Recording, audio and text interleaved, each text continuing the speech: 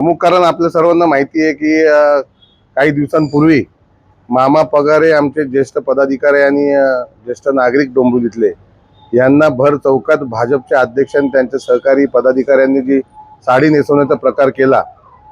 त्या संदर्भात प्रदेशाध्यक्ष उद्या 11 वाजेपर्यंत खडकपाडा डीसीपी ऑफिस इथे आम्ही जे ठिय्या आंदोलन ठेवले तिथे येणार आहेत आणि त्यांच्या हस्ते मामांना ब्लेझर घालून मामांना संविधानाचं पुस्तक देऊन आणि त्यांचा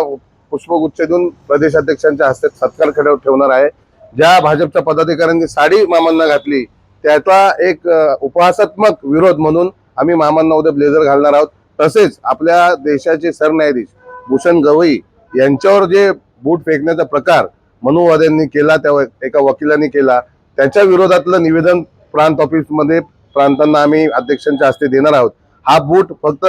सरन्यायाधीशांवर फेकला गेला नाही तर हा आपल्या संविधानावर फेकलेला बूट आहे आणि त्यामुळेच दलित मागासवर्गीय लोकांसंदर्भातली भाजपचं काय धोरण आहे हा त्यांचा चेहरा त्यांनी जो बुरखा घातलाय सर्व धर्म समभावाचा तो बुरखा फाडण्याचं काम आम्ही या निमित्ताने करणार आहोत आणि ते कुठल्या नजरेने सर्व मागासवर्गीयांकडे बघतात हाही दृष्टिकोन समोर आला आहे। त्यामुळे एक लोकांसमोर आणण्यासाठी आम्ही निवेदन देणार आहोत। डीसीपी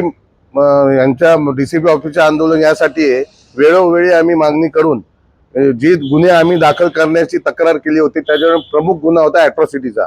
तर तो दाखल न करता कुठल्या तरी फुटकळ 324 126 असे काहीतरी बेलेबल गुन्हे जे आहेत ज्याच्यात मॅक्सिमम सजा 2 वर्षाची आहे आणि त्याच्यात दुसऱ्या दिवशी बेल होते असे फुटकळ गुन्हे दाखवण्यासाठी प्रशासनाने पोलीस प्रशासनाने सरकारच्या दबावाखाली भाजपच्या दबावाखाली ते अॅट्रॉसिटी दाखल केला नाही, तो दाखल करावा म्हणून प्रदेशाध्यक्ष उद्या त्यांना परत एकदा अर्ज देणार आहेत।